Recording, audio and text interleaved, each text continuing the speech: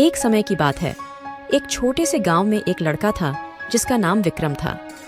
विक्रम बहुत ही उत्साही और सपनों के पीछे भागने वाला था। उसका सपना था कि वह जादुई दुनिया की खोज में निकले। एक दिन विक्रम को एक पुरानी पुस्तक मिली जिसमें जादुई चाबी के बारे में लिखा था। पुस्तक में कहा गया था कि जो भी व्यक्ति इस चाबी का उपयोग करके जादुई द्वार को खोलता है वह जादुई दुनिया में पहुंच जाता है। विक्रम ने तुरंत फैसला किया कि वह इस चाबी के साथ जादुई द्वार की खोज में निकलेगा। उसने चाबी को पाकर दिल्ली के पुराने महल की ओर रवाना हो गया। विक्रम ने महल के बगीचे में एक पुरानी गुफा खोजी। गुफा में एक अत्यंत पुरानी और जबरदस्त दिखने वाली द्वार दिखाई दी। विक्रम ने उसी दिन रात को चाबी का उपयोग करके द्वार खोला और उसके आगे एक सुंदर और जादुई दुनिया का दृश्य खुला। परंतु जैसे ही विक्रम दुनिया में प्रवेश करने लगा, उसने एक चुप्पी के राज में भीड़ को सुना।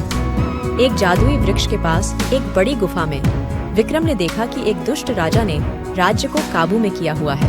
राजा की शक्ति उसके बुरे इरादों के लिए प्रयोग हो रही थी। विक्रम ने तुरंत निर्णय लिया कि उसे इस दुष्ट राजा को हराना है। उसने जादुई दुनिया के सभी जानवरों, पक्षियों और प्राणियों को अपनी ओर मोड़ने के लिए एक महान योजना बनाई। जो दिन आया, विक्रम ने अपनी योजना का आरंभ किया।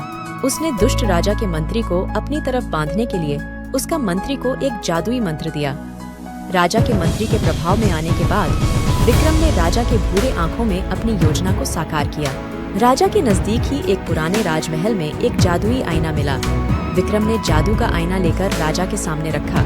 जैसे ही राजा आईने में अपना चेहरा देखा, उसकी अद्भुत और जबरदस्त बुराइयों को उसने स्वयं समझा। राजा ने अपने दुष्ट विचारों को बदलकर सच्चाई और न्याय का मार्ग अपनाया। इस प्रकार विक्रम ने जादुई दुनिया की खोज में नहीं सिर्फ अपने सपने पूरे किए, बल्कि उसने एक पुराने और दुष्ट राजा को भी सुधारा।